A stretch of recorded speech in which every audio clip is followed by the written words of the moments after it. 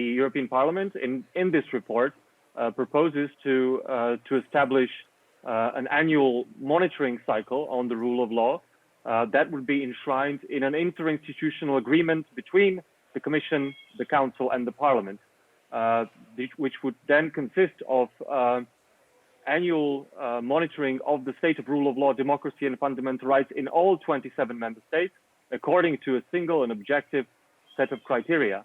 And the crucial thing here is that we would have the three institutions coming together to agree on this monitoring mechanism.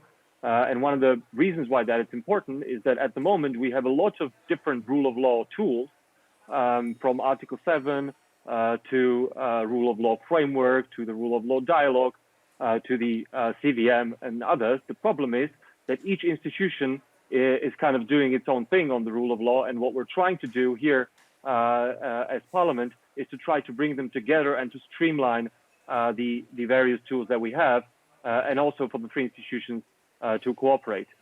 This is the gist of the proposal, because we think that the rise of authoritarian tendencies in the European Union is a major existential threat for the future, and we need to address it in a systemic and coherent way.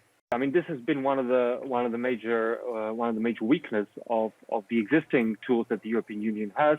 That not either the Article 7, which has been the proceedings have been launched against 2 member states, but there is no progress on the ground. It's not delivering, and that's to some extent even the infringement proceedings are not as effective as we would have wished.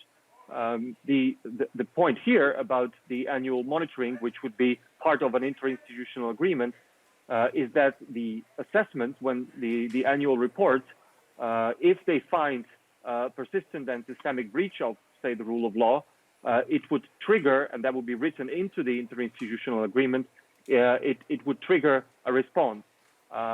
For instance, the yet to be agreed conditionality or possible cuts in funding from the Next Generation EU or European budget, or of course infringement or Article 7. The crucial thing here would be that as part of the interinstitutional agreement, as part of this mechanism, it would be specified ex ante that if there is a breach, this would be the consequence. The problem that we have now, for instance, in the exercise that the Commission has launched and that it's going to be presenting later this month, that they've come up with an annual monitoring, which is fine, but then the problem is that it won't have teeth, because if it's not specified before what will be the consequences if there are violations found, then it's just a piece of paper that the member states can disregard. What we're trying to do exactly is to remedy that and to have it on paper in a legally binding document, that if there are problems found, these and these would be the consequences, and they would be triggered almost automatically. Not figure in these agreements, including, of course, the element with Australia agreements. Here again, this was a necessary. Will work to implement a PNR regime, and at least the criteria in the opinion provided by the engaged in a negotiation at this point in time. So the mandate remains open. We haven't pursued discussions.